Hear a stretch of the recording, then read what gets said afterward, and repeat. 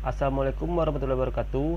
Perkenalkan, nama saya Safnil Fernanda, NIM 1823001. Baiklah, saya akan mereview jurnal internasional dengan tema yaitu Socio-Environment Accounting. Dengan judul jurnal yaitu Dialogic Farming of Accounting Information System in Social and Environmental Accounting Domains. Listen from and for Microfinance. Pembahasan teori.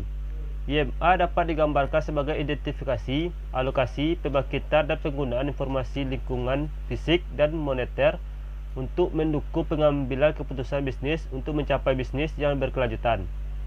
Ini adalah seperangkat alat akuntansi yang menggabungkan data dari akuntansi keuangan, akuntansi biaya, dan neraca aliran material untuk meningkatkan efisiensi material, mengurangi dampak atau risiko lingkungan, dan biaya perlindungan lingkungan.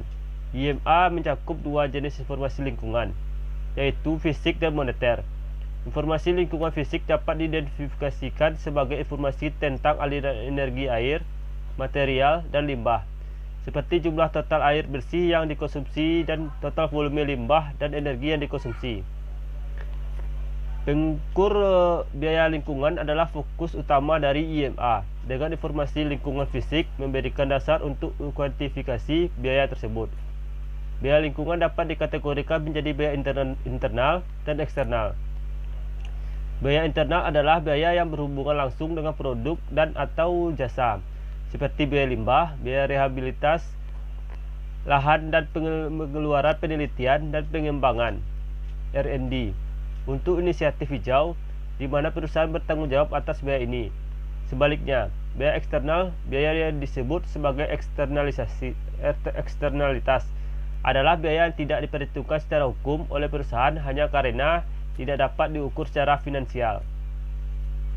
Kasus yang dibahas mengadopsi kerangka teori contingence. Penelitian ini menyelidiki sejauh mana perusahaan publik Malaysia atau PLC menerapkan akuntansi manajemen lingkungan atau IMA, dan apakah penerapan bervariasi di seluruh karakteristik perusahaan. 5 karakteristik perusahaan yaitu sensitivitas lingkungan industri, ukuran perusahaan, status kepemilikan, adopsi sistem manajemen lingkungan IMS, dan proporsi direktur non-eksekutif NED. Objek penelitian. Sampel kami terdiri dari 801 CFO atau direktur keuangan perusahaan publik PLC Malaysia. Teknik analisis data. Uji tes sampel independen dilakukan untuk menilai varian antara responden awal atau 10 paling awal dan akhir 10 paling akhir. Perbandingan antara kedua kelompok menunjukkan bahwa pada tingkat signifikansi 5% tidak ada perbedaan yang signifikan dalam skor untuk semua item IMA antara responden awal dan akhir. Dengan demikian, bias non-respon bukanlah masalah besar.